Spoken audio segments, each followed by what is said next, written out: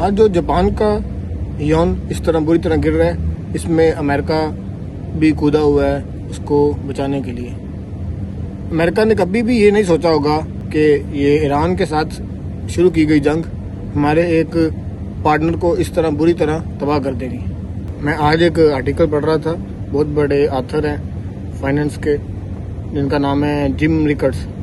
उन्होंने बोला है कि जिस तरह बुरी तरह ये डॉलर और यौन आपस में एक दूसरे के साथ मिलकर खुद को बचाने की कोशिश कर रहे हैं, ये एक न्यूक्लियर इम्पैक्ट और न्यूक्लियर जंग की तरह एक बहुत बड़ा इम्पैक्ट है, जिस इम्पैक्ट ने इस टाइम अमेरिका की दौड़ें लगवाई हुई हैं। इसमें सबसे बड़ी वजह क्या है?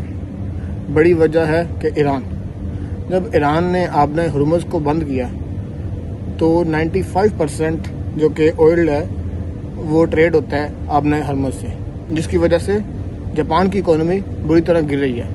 और जापान अपनी इकोनॉमी को, अपनी मार्केट्स को और अपने यौन को बचाने के लिए डॉलर बेच रहा है। और एक अमेरिका का सबसे बड़ा, अमेरिका का जो ट्रेजरी बॉन्ड है जिसको हर दफ़ा अमेरिका लॉन्च करता है, लोग उसमें इन्वेस्ट करते हैं, उसका सबसे बड़ा बायर कौन है?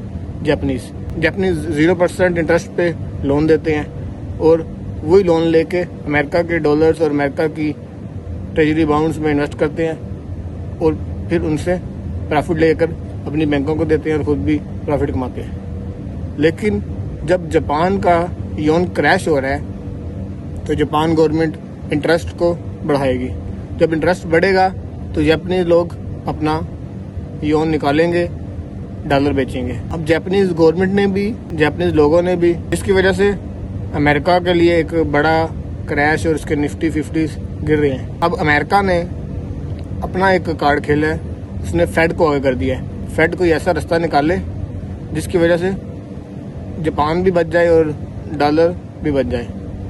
अब फेड चेयरमैन और फेड की पॉलिसी ये है कि वो लोग यूरो, पाउंड और गोल्ड बेच के डॉलर दे रहे हैं उसको, जापान को, ताकि जापान को डॉलर सेल आउट ना करने पड़े।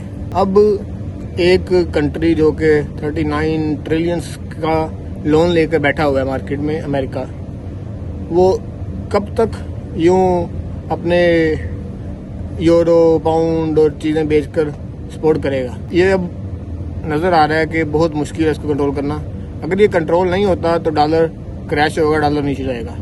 जब डॉलर क्रैश होगा तो पूरी दुनिया की मार्केट्स डाउन जाएंगी, एक बड़ा क्रैश सामने आ सकता है। और उसका ऑपोजिट एक ही है जो मैं अपनी वीडियोस में अक्सर भी आपको कहता रहता हूँ, गोल्ड गोल्ड गोल्ड। सबसे सेफ आगे जाएगा गोल्ड, क्योंकि गोल्ड और डॉलर इन्वर्सली प्रोपोर्शनल है। जब डॉलर ऊपर जाता है गोल्ड नीचे आता है, जब गोल्ड ऊपर जाता है डॉलर नीचे आता है।